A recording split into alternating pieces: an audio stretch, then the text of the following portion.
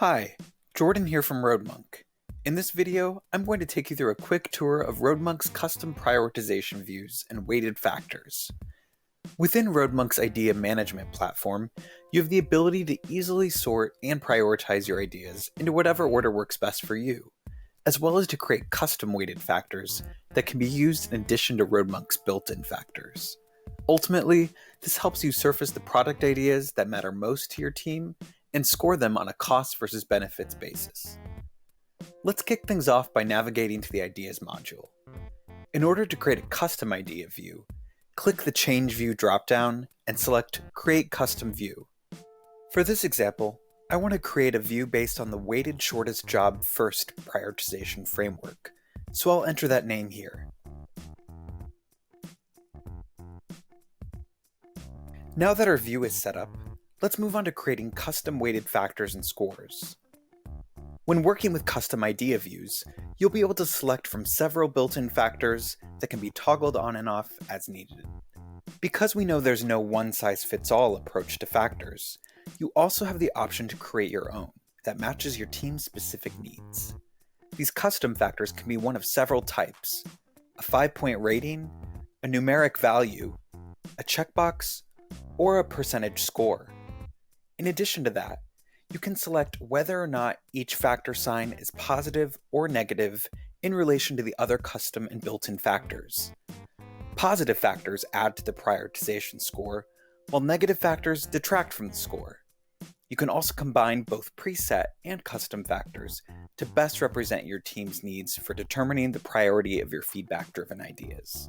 Building off our weighted shortest job first view, I'll create a positive custom factor for cost of delay, which I've already calculated separately beforehand, and assign it a numeric factor type.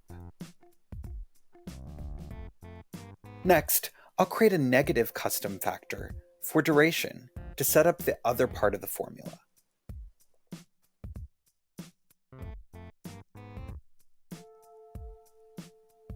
To set the custom weight for each factor, I'll go back into the Edit Factors module and select Set Custom Weight. Keep in mind that your weight must always add up to 100%.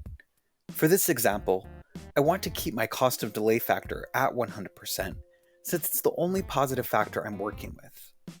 But if I were to change it to 50%, for instance, I'd see this error message.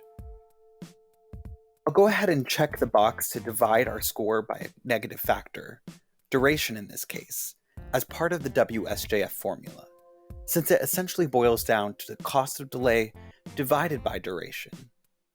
Note that when using custom factors for each weighted score, only one can be negative to simplify the calculation process.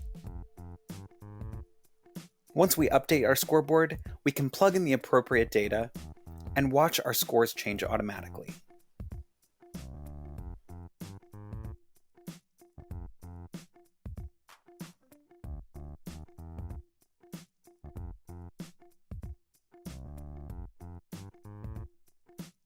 As soon as our scores are entered, we can sort them so that the highest ones rise to the top, and we can see the WSJF framework applied in action.